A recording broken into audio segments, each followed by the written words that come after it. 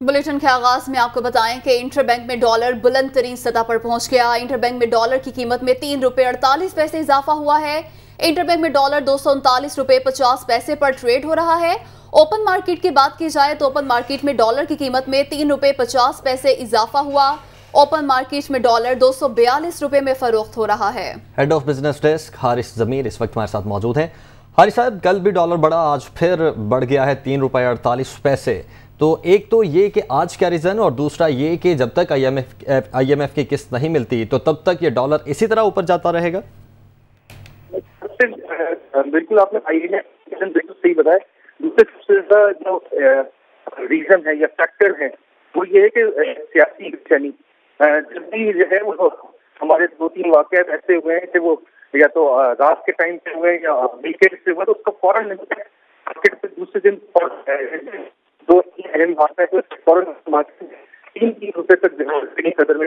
Reason वही है कि आपके अराइवल वो साहब, आपकी आवाज़ सही नहीं आ रही, दोबारा आपसे कांटेक्ट करते हैं। इंटरबैंक में डॉलर बुलंद तरीन सतह पर है इस वक्त। इंटरबैंक में डॉलर की कीमत में ₹3.48 आज इजाफा हुआ है और इंटरबैंक में डॉलर ₹239.50 पर ट्रेड हो रहा है। ओपन मार्केट की बात की जाए तो ओपन मार्केट में डॉलर की कीमत में ₹3.50 इजाफा हुआ है और ओपन मार्केट में डॉलर ₹242 में फरोख्त हो रहा है। तो आज एक बार फिर से ₹3.48 इजाफा हुआ है डॉलर की कीमत में और इंटरबैंक में डॉलर इस वक्त ₹239.50 पर ट्रेड हो रहा है। ओपन मार्केट में डॉलर की कीमत में ₹3.50 इजाफा हुआ है। हारिस जमीर साहब हमारे साथ मौजूद हैं एक बार फिर से। हारिस साहब, कैरी ऑन प्लीज। रीजन बाबू यही है कि जो मार्केट के अंदर अनसर्टेनिटी की वजह है, अदम एतमाद, उसकी वजह से मार्केट में मुसलसल रोजाना जो है रुपये की कदर में कमी हो रही है। और जैसे लोगों का ख्याल है कि मार्केट पर जो भी वाकयात है उसका फौरन असर हो रहा है।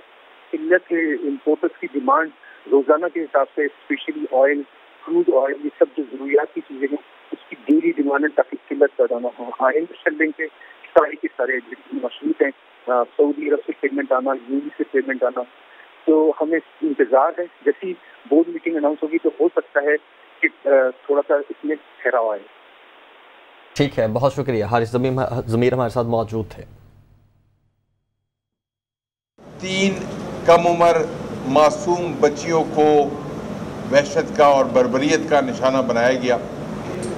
ये तीनों जराइम 3 इतवारों को हुए और तीनों में ममासलत इतवार का दिन भी था, बच्चियों का कम उम्र होना भी था। तो तीसरा वकूआ हुआ, उसके बाद हमें कुछ लीड्स मिली और उन लीड्स के ऊपर हमने काम करना शुरू किया। हज़ारों घंटे की CCTV फुटेज और हज़ारों नंबर की जियो फेंसिंग, तो ये तमाम चीज़ें हमने की और हमने बैक ट्रैक किया कैमरा। वो जो दरिंदा था, जो कातिल था, वो पुलिस की और कानून की गिरफ्त में है और इंशाल्लाह वो कानून के मुताबिक अपने अंजाम को भी पहुंचेगा। वज़ीर आज़म शहबाज शरीफ का कहना है कि कौमी असम्बली में खिताब का बुनियादी मकसद जमहूरी निज़ाम को मौसर अंदाज में चलाना था। वज़ीर आज़म शहबाज शरीफ ने ट्विटर पैगाम पर कहा कि ज़रूरी है तमाम रियासती इदारे मुकर्ररा आइनी हुदूद में काम करें। ये समझने के बगैर हम दायरे में घूमते रहेंगे, कहीं पेशरफ्त नहीं होगी। कौमी असम्बली में खिताब का बुनियादी मकसद जमहूरी निज़ाम को मौसर अंदाज में चलाना था। इमरान खान ने कहा है कि डिप्टी स्पीकर रूलिंग केस में सुप्रीम कोर्ट ने बार बार सिर्फ एक सवाल पूछा। इन्होंने अदालतों को बुरा भला कहा, धमकियां भी दी, माहिरीन भी कह रहे थे इन्होंने गलत काम किया। इलेक्शन कमीशन के साथ मिलकर ज़िमनी इलेक्शन हराने की कोशिश की गई। किसी से दुश्मनी नहीं, हर एक से बात कर सकते हैं, लेकिन चोरों से बात करें तो मुआशरा आगे नहीं चल सकता। चेयरमैन PTI ने शफाफ इंतखाबात के लिए इलेक्शन कमीशन की तश्कील 9 का मुतालबा कर दिया। अपनी कौम का शुक्रिया अदा करता हूँ कि हर हरबा इस्तेमाल किया गया हमें हराने का। पहले तो एक गैर आइनी तौर पे उसको हमज़ा को बिठा दिया गया, पंजाब का वज़ीर आला, उसकी कोई आइनी हैसियत नहीं थी। और जो सबसे शर्मनाक रोल था वो पाकिस्तान की इलेक्शन कमीशन का था। इलेक्शन कमीशन ने पूरा मिलके नून लीग के साथ या हमज़ा के साथ इन्होंने हमें इलेक्शन हराने की कोशिश की। हमें कोई इसके ऊपर एतमाद नहीं। और मुझे जो सबसे ज़्यादा ये इलेक्शन कमीशन के ऊपर एतराज़ है کہ جب ہم نے کوشش کی پوری کہ الیکٹرانک ووٹنگ مشین لائی جائیں تو اس نے پوری اس کی مخالفت کی. لہٰذا میری نمبر 1 ڈیمانڈ یہ کہ اگر آگے اب ہم نے نکلنا ہے تو سب سے پہلی چیز تو ہمیں ایک کریڈیبل الیکشن کمیشن چاہیے. پہلی چیز تو میری یہ ہے کہ ہم نے اپنے بیرون ملک پاکستانیوں کو پوری طرح اس ملک کی جو ہم اس بحران سے نکالیں گے پوری طرح ان کی ہم مدد لیں گے. یہ انہوں نے کیا تماشا کیا کل ہماری سپریم کورٹ کے ساتھ. سپریم کورٹ کی رولنگ کو وہ کی بات تھی. وہ سپریم کورٹ یہ کہہ رہا تھا ایک جگہ ہمیں بتا دو کہ کیا پارٹی ہیڈ فیصلہ کرتا ہے یا پارلیمنٹری ہیڈ فیصلہ کرتا ہے. بس یہ تھا. کیونکہ پارلیمنٹری ہیڈ نے فیصلہ کیا تھا اور پرویز الہی جیت گیا تھا. اب قانون کے اندر واضح سب کو ہے. کسی وکیل سے پوچھ لیں کہ کسی صورت یہ جو یہ کہہ رہے تھے وہ غلط تھا کہ پارٹی ہیڈ کا نہیں فیصلہ تھا, یعنی چودھری شہزاد کا فیصلہ نہیں تھا. ایک سے ایک بڑا ملک کا ڈاکو بیٹھ گیا ٹیبل پہ اور ایک سے ایک شروع ہو گیا برا, کوئی عدالتوں کو برا بھلا کہنا, تھریٹن کرنا, یعنی دھمکیاں دینا. میری کوئی کسی سے دشمنی نہیں. بات چیت سب سے کرتا ہے پولیٹیشین. طالبان ہیں جو ٹی ٹی پی ہے, ان سے بھی بات کرنے کے لیے ہم تیار ہیں, سب سے بات کر سکتے ہیں. لیکن جس دن آپ چوروں کے ساتھ ڈیل کرتے ہیں آپ کا معاشرہ تباہ ہو جاتا ہے. میں آپ سے پوچھتا ہوں کیا اگر آپ کے گھر کا کوئی ڈاکہ مار لے اور آپ کہیں جی آپ اس سے بات کریں, آپ کیوں نہیں بیٹھ کے بات چیت کر دیتے, تو وہ تو سارے ڈاکے مارنے شروع ہو جائیں گے. جبکہ بلاول بھٹو زرداری نے کہا ہے کہ 19ویں ترمیم پاس نہ کرنے پر 18ویں ترمیم ختم کرنے کی دھمکی دی گئی تھی. مانتے ہیں ہم دھمکی میں آ گئے, شاید اس وقت کی اپوزیشن جوڈیشل ایکٹیویزم سے خوش تھی. ہمارا کام آئین بنانا, عدلیہ کا کام تشریح کرنا ہے. جوڈیشل ریفارمز تک جمہوریت کا سفر نامکمل رہے گا. وہ قومی اسمبلی میں اظہار خیال کر رہے تھے.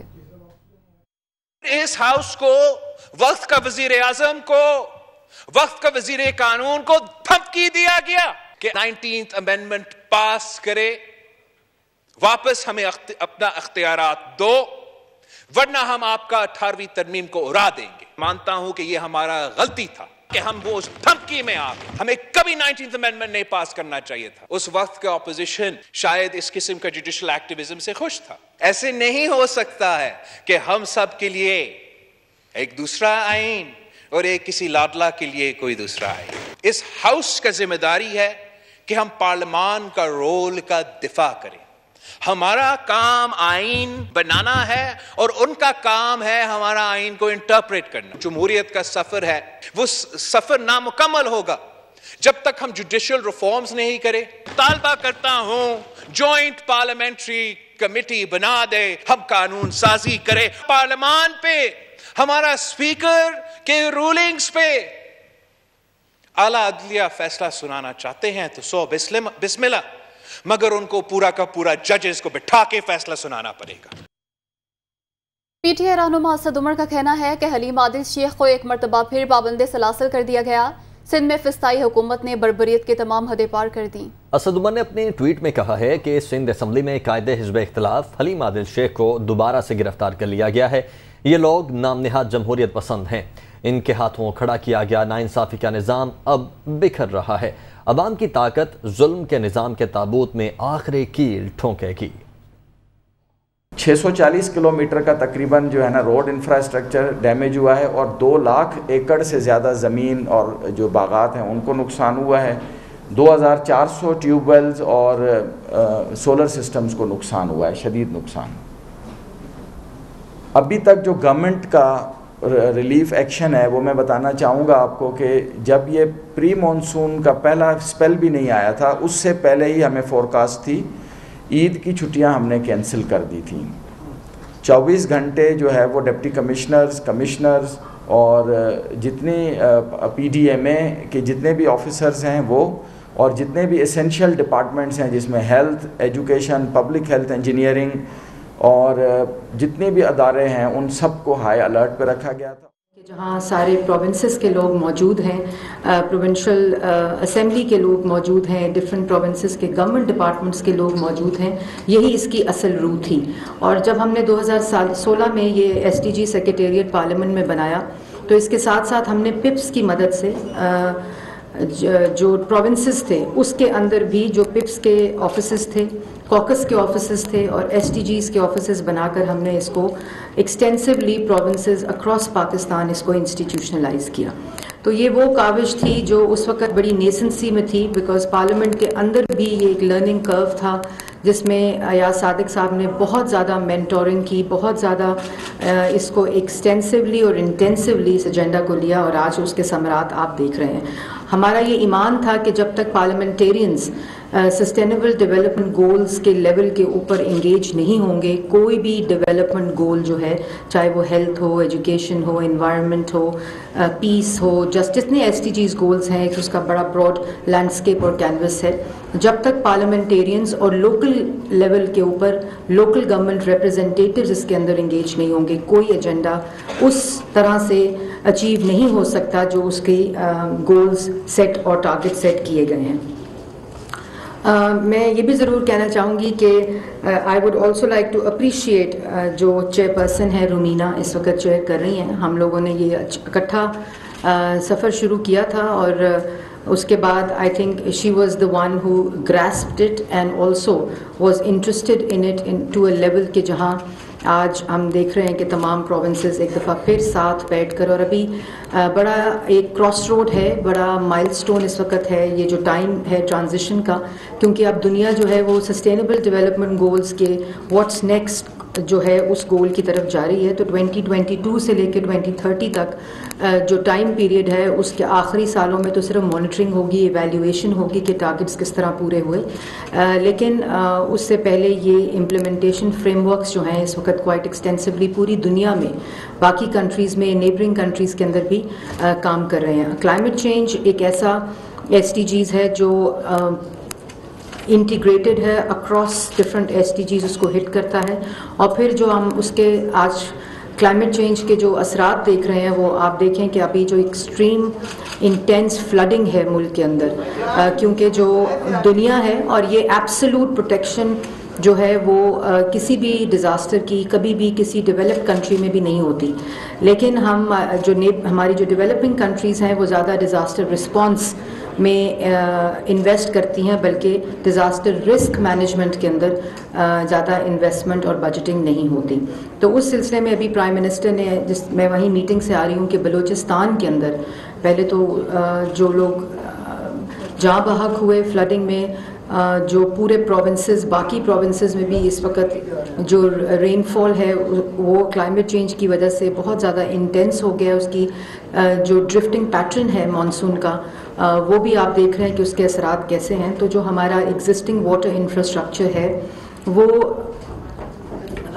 اس کو اپ گریڈیشن کی ضرورت ہے, کیونکہ وہ اس طرح کے کلائمیٹ چینج اور پاپولیشن گروتھ کے جو دونوں کے جو اثرات ہیں اس کے لیے وہ سفیشینٹ نہیں ہے. تو وہی میٹنگ ابھی پرائم منسٹر نے کی کہ کس طرح ڈیزاسٹر رسک مینجمنٹ, اڈیپٹیشن اور میٹیگیشن کے اوپر کام کیا جائے پاکستان کی سطح کے اوپر, اور اس میں دنیا پوری جو ہے وہ GIS بیس, جیو اسپیشل, ریڈار, سیٹلائٹ کی ٹیکنالوجیز استعمال کرتی ہیں, اور وہی ہدایت دی ہے آج وزیر اعظم نے بھی کہ آپ اس رسک مینجمنٹ کی طرف جائیں. رسک ریلیف تو ظاہر ہے ہم نے کرنا ہوتا ہے, رسپانسبلٹی ہوتی ہے گورنمنٹس کی, لیکن واٹر انفراسٹرکچر کے اوپر زیادہ سے زیادہ انویسٹ کریں. Sustainable development goals I think جو پاکستان ہے اس میں ایک کامیابی ضرور ہوئی ہے کہ اس ہال میں خواتین کی جو تعداد ہے وہ کافی زیادہ ہے. یہ واحد فورم ہے جہاں جینڈر ان ایکوالٹی میرا خیال ہے کافی حد تک کاؤنٹر ہو چکی ہے, اور اس پہ میں بھی ایس ٹی جی سیکریٹریٹ کو مبارکباد دیتی ہوں. پھر اسٹیج پہ آئی تھنک زیادہ خواتین کی ضرورت ہے. جو youth is a very important factor because 65% of Pakistan is young now, and جو youth, because this is their future, ان کی engagement بھی میں دیکھ رہی ہوں کہ اس ایونٹ میں بہت زیادہ ہے. You can see young interns around you working for Sustainable Development Goals Parliamentary Secretariat. تو یہی روح اکراس دا بورڈ جانی چاہیے, ڈسٹرکٹ لیول پہ, UC لیولز کے اوپر جو گراؤنڈ لیول ہے, پھر ڈویژنل لیول ہے, پروونشل لیول ہے, اس کے اوپر بھی اگر یہی انسٹیٹیوشنلائزیشن ہو کہ ینگ یوتھ کو انگیج کیا جائے سسٹینیبل ڈیولپمنٹ گولز کی پالیسی میکنگ میں. آج اس دفعہ آپ نے دیکھا کہ یہ 16 में इफ़ आई रिमेंबर पहली दफ़ा SDGs बजटिंग स्टार्ट हुई थी पाकिस्तान में, और गवर्नमेंट की सतह के ऊपर SDGs को फंडिंग बजट लाइन दी गई थी। और यही इसका जो जेंडर बजटिंग है, क्लाइमेट चेंज बजटिंग है, डिज़ास्टर मैनेजमेंट बजटिंग है, ये तमाम चीज़ें जब तक बजट नहीं होंगी, फाइनेंशियल रिसोर्सेज इसके ऊपर नहीं होंगे, तो ये अपने हदाफ पूरे नहीं कर सकता। इसके साथ साथ एक आप सबको मालूम होगा, बिकॉज बहुत से चेहरे रिप्रेजेंट कर रहे हैं यहाँ।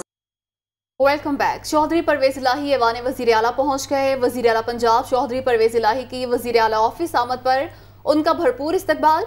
वज़ीर आला चौधरी परवेज इलाही को गार्ड ऑफ ऑनर पेश किया गया। वज़ीर आला पंजाब से अरकान असम्बली मुलाकातें करेंगे। तो चौधरी परवेज इलाही ऐवान वज़ीर आला पहुंच चुके हैं। वज़ीर आला पंजाब चौधरी परवेज इलाही की वज़ीर आला ऑफिस आमद पर भरपूर इस्तकबाल किया गया।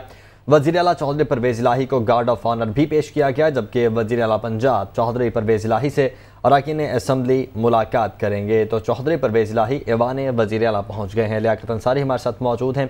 लियाकत, क्या डिटेल्स हैं? जी बिल्कुल, वज़ीर आला पंजाब चौधरी परवेज इलाही जो है वो आज पहले रोज ऐवान वज़ीर आला पहुंच गए हैं। ऐवान वज़ीर आला पहुंचने पर उनका सीनियर जो है वो CM हाउस के ऑफिशियल्स ने इस्तकबाल किया। इस मौका पर मुनव्वर इलाही, राजा बिशारत, रफाकत किलानी, हाफिज मुमताज और दीगर अरकान असम्बली जिनमें मियाँ शफी मोहम्मद और वसीम बहादुर और दीगर मौजूद थे। प्रिंसिपल सेक्रेटरी तो CM मोहम्मद खान भट्टी भी इस मौका पर मौजूद थे। इस मौका पर जो है वो चाकुचबंद दस्ते ने जो है वो चौधरी परवेज इलाही को गार्ड ऑफ ऑनर पेश किया, और सलामी के बाद जो है वो इस वक्त चौधरी परवेज इलाही ने अपना CM ऑफिस में जो अपना दफ्तर है उसमें बैठ के हैं, और अब उनकी अरकान असम्बली से मुलाकातों का सिलसिला जारी है। चौधरी परवेज इलाही ने आज मुख्तलिफ इजलास भी तलब कर लिए हैं, जिनमें finance and planning and development का इजलास तलब किया गया ताकि सूबे में जो तरक्याती अमूर हैं उनका जायजा लिया जा सके, और साथ ही साथ जो तहरीक इंसाफ का एक अहम प्रोग्राम है एहसास प्रोग्राम, उसका इजलास भी तलब कर लिया है, जिसमें डॉक्टर सानिया नश्तर भी शरीक होंगी। 3 बजे के करीब PTI के चेयरमैन इमरान खान आएंगे, तो चौधरी परवेज इलाही और मुनव्वर इलाही उनका इस्तकबाल करेंगे, और उसके बाद चौधरी परवेज इलाही और मुनव्वर इलाही की उनके साथ अलग में मुलाकात भी होगी, और उसके बाद इमरान खान और चौधरी परवेज इलाही मुख्तलिफ इजलासों की सदारत के साथ साथ पंजाब के तमाम डिवीजन के जो PTI और काफली के अरकान असम्बली हैं उनके साथ मुलाकात करेंगे, और सियासी लाहे अमल भी तय किया जाएगा। तो यूं ठीक है लियाकत, बहुत शुक्रिया आपका।